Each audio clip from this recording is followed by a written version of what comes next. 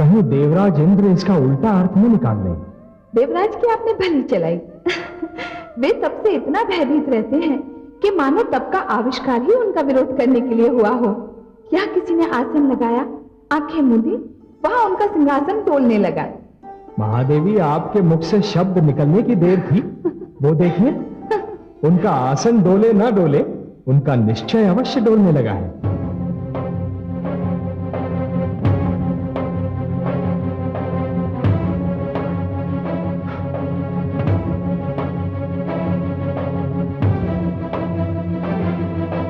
ये देवर्षि को क्या सूझी? क्यों कर रहे हैं तप? उन्हें तपस्या की क्या आवश्यकता आन पड़ी? हे देवराज, यदि आप आज्ञा दें, यदि आप कहें तो हम पता लगाएं कि उनकी तपस्या के पीछे क्या रहस्य है। पता लगाने की क्या आवश्यकता है अग्निदेव? क्या आवश्यकता है? हम जानते हैं, भली भांति जानते हैं कि जो भी तपस्या करता है उसकी आंख देवेंद्र के सिंहासन पर ही होती है। कामदेव, कामदेव!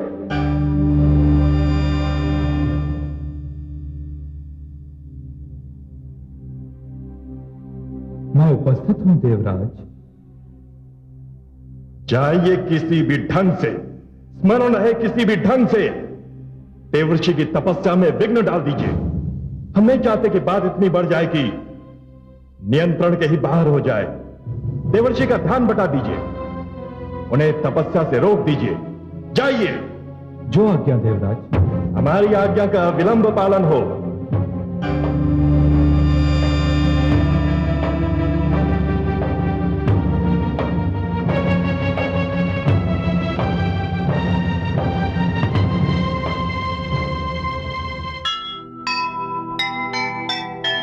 सीमा से भी बढ़ गया जब रावण का पाप, धरती व्याकुल हो उठी, हुआ घोर संताप। आसन डोला इंद्र का, नारद का तप देख, देवराज को क्या पता क्या है विधि का लेख, क्या है विधि का लेख। जो सुनेगा ये पुराण पाएगा सुख और ज्ञान, पाएगा सुख और ज्ञान। कर्म को ही धर्म जान, प्रेम की तू छेड़तान, प्रेम की तू छेड़तान। बीते युग बता रहे हैं, बीते युग बता रहे हैं, सत्य पथ पे चल सुजान